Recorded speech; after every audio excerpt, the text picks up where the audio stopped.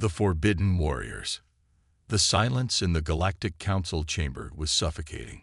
Earth Ambassador Sarah Mitchell stood alone at the center of the vast circular room, surrounded by representatives from 37 different species. Each alien delegate sat behind their environmental shields, their diverse forms barely visible through the shimmering barriers. 3 years, Mitchell said, her voice echoing in the chamber. For 3 years, humanity has honored your decree. We've kept our military forces away from every battlefront, watched as the Vorthan Empire consumed system after system. Now I demand answers. The crystalline form of Counselor Vexhai, representing the Luminar Collective, pulsed with soft blue light. Ambassador Mitchell, the decision stands. Humans are forbidden from participating in coalition military operations. But why? Mitchell stepped forward, her boots clicking against the polished floor. We've proven ourselves capable warriors. Before the ban, human forces had the highest success rate against Vorthan incursions.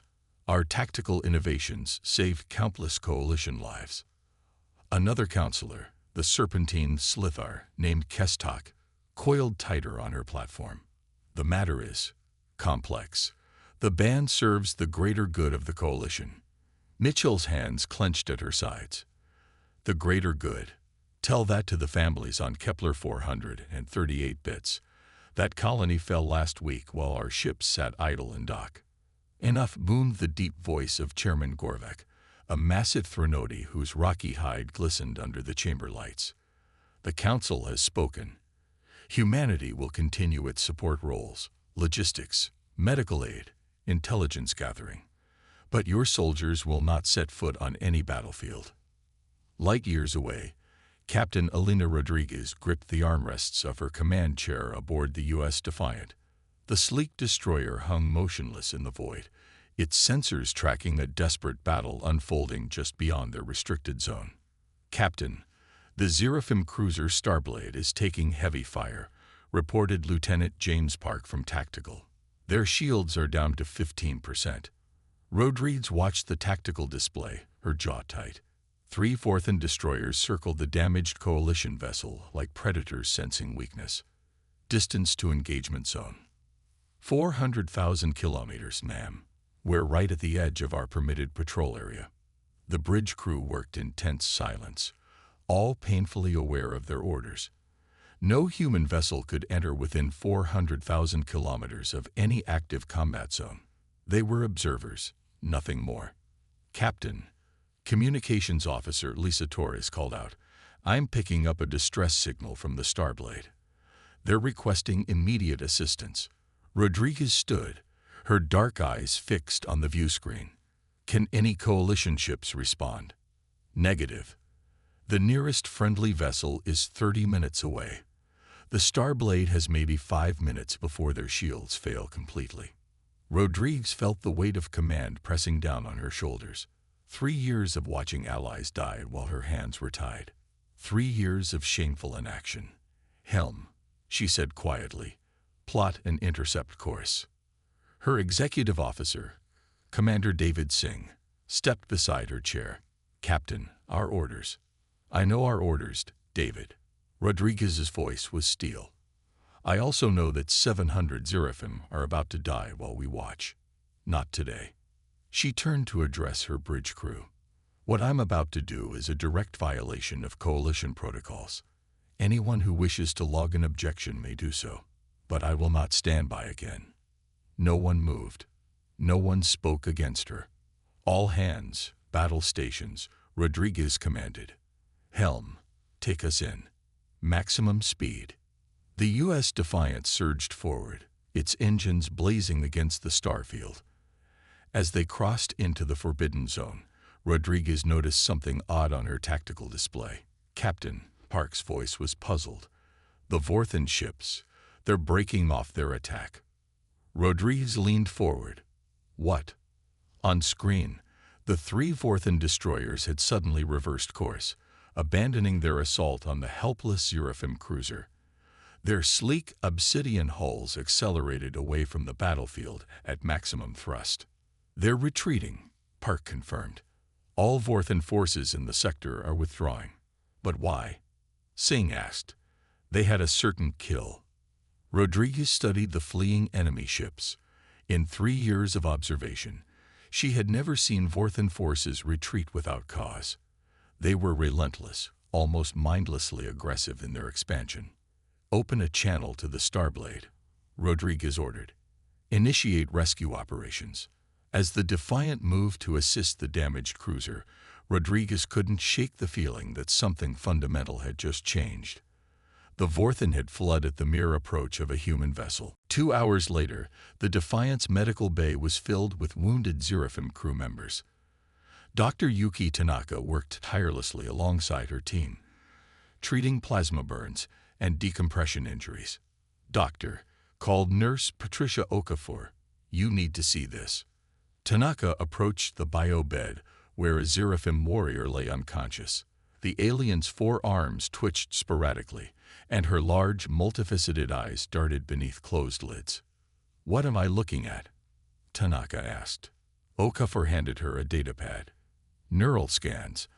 I've been comparing them to our medical database from before the ban. Look at the amygdala equivalent. Tanaka studied the readings, her brow furrowing. These fear responses are extreme, far beyond normal combat stress. That's not all. Watch what happens when I do this. Okafor placed her hand gently on the Seraphim's arm. Immediately, the alien's vital signs stabilized. The erratic neural patterns smoothed into something resembling calm. When Okafor removed her hand, the distress returned. Fascinating, Tanaka whispered. Run a full spectrum analysis. I want to know what's happening here. On the bridge, Rodriguez received a priority message from Earth Command. Admiral Chen's weathered face appeared on her personal display. Captain Rodriguez, while I don't condone your violation of Coalition protocols, your actions have provided valuable intelligence. The Vorthan retreat pattern matches 7 other incidents from the past year, all involving human vessels entering restricted zones.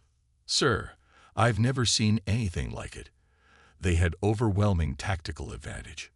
Chen's expression was grim. There's more.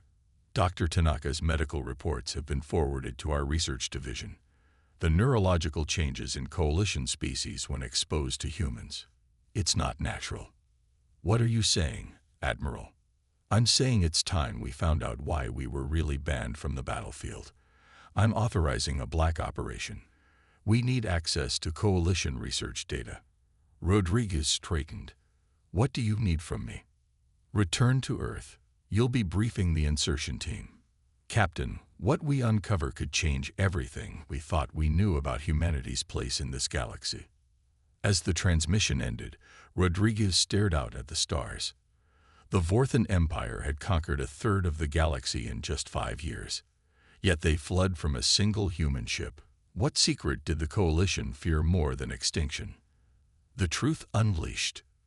The abandoned Coalition research station orbited a dying star in the Proxima sector, its hull scarred by 3 years of neglect. Dr. Marcus Chen floated in zero gravity through the darkened corridors, his helmet light cutting through the shadows. Biosigns still negative, reported Sergeant Kate Stevens over the comm. We're alone here. Chen's team of 4 specialists had inserted via stealth shuttle, taking advantage of a gap in Coalition patrol patterns. Their mission was simple: access the station's research database and discover why humans had been banned from combat operations. Central Laboratory should be just ahead, Chen said, checking his wrist display. Jenkins, Mason, secure our exit route. Stevens, you're with me. The laboratory doors opened with a pneumatic hiss, revealing banks of dormant computers and sealed specimen containers. Chen immediately moved to the primary terminal, connecting his portable interface.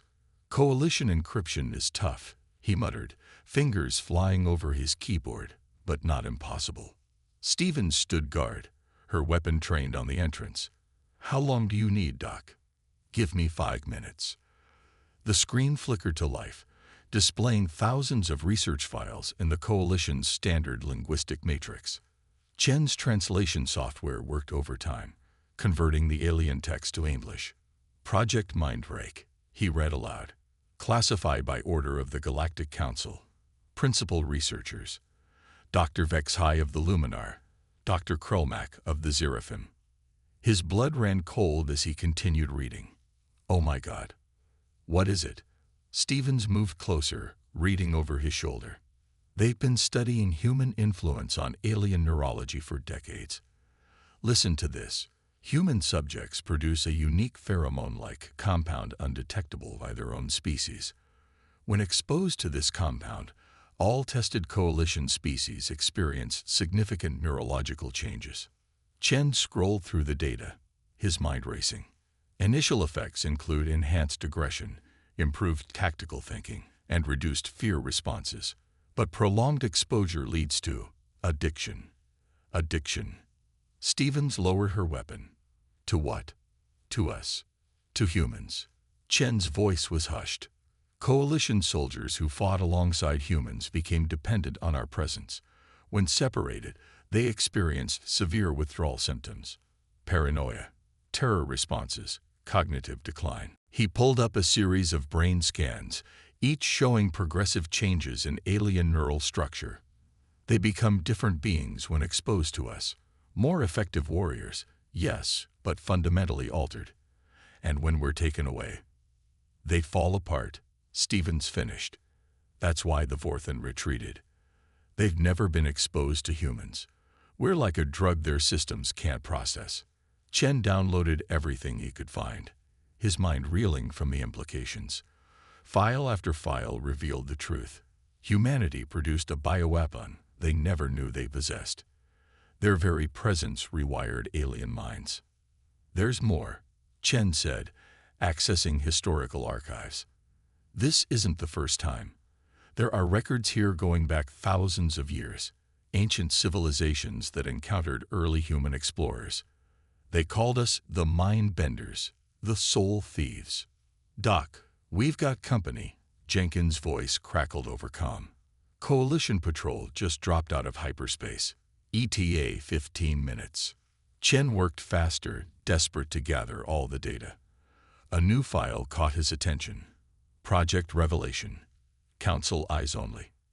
His hands trembled as he opened it. The file contained recorded sessions from the Galactic Council's private meetings. Chairman Gorvak's gravelly voice filled his helmet. The humans must never know. If they discover their true nature, they could reshape the galaxy to their will. Councillor Vexhay's response was heavy with fear. We've already seen the effects. Soldiers who fought with humans perform better in every metric, but they're no longer truly themselves. They become extensions of human will. The ban is our only option, said another voice. Keep them ignorant. Keep them isolated. For all our sakes. Chen closed his eyes, the weight of discovery crushing. Humanity wasn't banned because they were dangerous in the conventional sense. They were banned because their very existence threatened the free will of other species. The journey back to Earth felt like an eternity. Chen sat in the shuttle's cargo bay, surrounded by encrypted data drives containing the truth about humanity. Stevens sat across from him, her face pale in the dim lighting. What do we do with this? She asked. If we're walking bioweapons, if we literally mind control our allies without meaning to? I don't know, Chen admitted. The ethical implications are staggering. Do we have the right to fight alongside them, knowing we alter their brain chemistry? But do we have the right to withhold our help when the galaxy burns? Admiral Chen, no relation to Marcus, convened an emergency session of Earth's Defense Council. The room was sealed, psychically shielded, and guarded by troops who had no idea what they were protecting. Marcus Chen stood before the assembly of military leaders, scientists, and politicians. He had presented his findings methodically, watching as understanding and horror played across their faces. President Elena Vasquez was the first to speak. Dr. Chen, you're telling us that humans are essentially walking mind control devices. Not exactly, Madam President. We don't control their thoughts directly. We enhance certain traits, suppress others. Coalition soldiers become more aggressive, more tactical, less fearful when exposed to us. But they also become dependent. When we're removed, they experience psychological trauma. General Patricia Williams leaned forward. The Vorthen are winning because our allies are fighting at diminished capacity. They're suffering withdrawal from human presence. Precisely, Chen confirmed.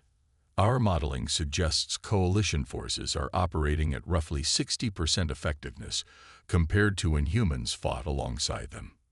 But if we return to the battlefield, interjected Dr. Lisa Park from the Ethics Committee, we're essentially drugging our allies without their consent. We're violating their cognitive autonomy. Ambassador Mitchell, recently returned from the Galactic Council, spoke up. The coalition knows. They've known all along. They chose the ban to preserve their species' independence, even at the cost of military effectiveness. So what do we do? President Vasquez asked. The Vorthen Empire has conquered 30% of the galaxy. Current projections show total coalition defeat within 2 years if things continue as they are. The room fell silent. The choice before them was impossible. Respect the free will of their allies and watch them fall, or return to the battlefield and save them by fundamentally altering who they were. Chen cleared his throat. There might be a third option. In the research data, I found references to ancient human civilizations that learned to control this ability. They developed techniques to minimize their neurological impact on other species. How? Demanded General Williams. Meditation techniques, dietary modifications, even specialized armor that blocks the pheromone transmission. It's all theoretical. The research was abandoned when the coalition chose the ban instead. President Vasquez stood, her decision made. Then we make it practical. Dr. Chen, I'm authorizing Project Harmony. Find a way for humans to fight alongside our allies without compromising their autonomy. And if I can't? The president's expression was grave. Then we face a choice that will define humanity's legacy in this galaxy. 6 months passed. The Vorthen Empire continued its relentless advance, now controlling 40% of known space. Coalition forces fell back again and again, their reduced effectiveness proving catastrophic. Dr. Chen worked tirelessly with a team of humanity's brightest minds. They developed prototype suppression suits, tested meditation techniques on volunteers, and experimented with biological modifications to reduce humanity's neurological impact. Captain Rodriguez, now commanding the experimental task force, stood ready with her volunteer crew. Each human wore the new suppression armor. Each had undergone months of mental conditioning. The test would be simple: a joint operation with Zeraphim forces against a Vorthen outpost. Success would mean humanity could return to the war. Failure would doom the galaxy to conquest. All systems green, Rodriguez reported to Admiral Chen. Suppression fields operating at 90% efficiency. Remember, Captain, the Admiral's voice was stern, minimal exposure time. In and out. We need to know if this works before we commit fully.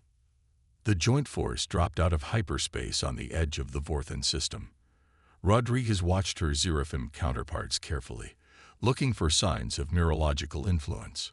Their stress levels are elevated but within normal combat parameters, Dr. Tanaka reported from the medical station.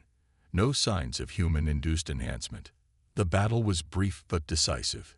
Human tactical innovation combined with Zeraphim firepower proved effective, even without the neurological boost.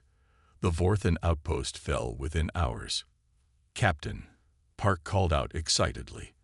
The Vorthen are retreating, just like before. Rodriguez smiled grimly. But this time, our allies aren't affected. We can fight as equals, not as unintended puppet masters. The success of Project Harmony changed everything. Humanity returned to the battlefield, but now with understanding and control. The suppression technology wasn't perfect. Strong emotions could sometimes overwhelm the barriers, but it was enough. Coalition forces, fighting alongside humans again, began pushing back the Vorthen advance. But more importantly, they did so as true partners, not as addicts dependent on human presence. Dr. Marcus Chen stood in his laboratory, watching the latest battle reports with satisfaction. Humanity had faced the dark truth about their nature and chosen a path of responsibility over power. We could have ruled them, Stephen said, joining him at the window. Once we knew the truth, we could have made the entire galaxy dependent on us. Chen nodded. But we chose to be healers instead of dealers, partners instead of masters. Outside, the stars shone with renewed hope.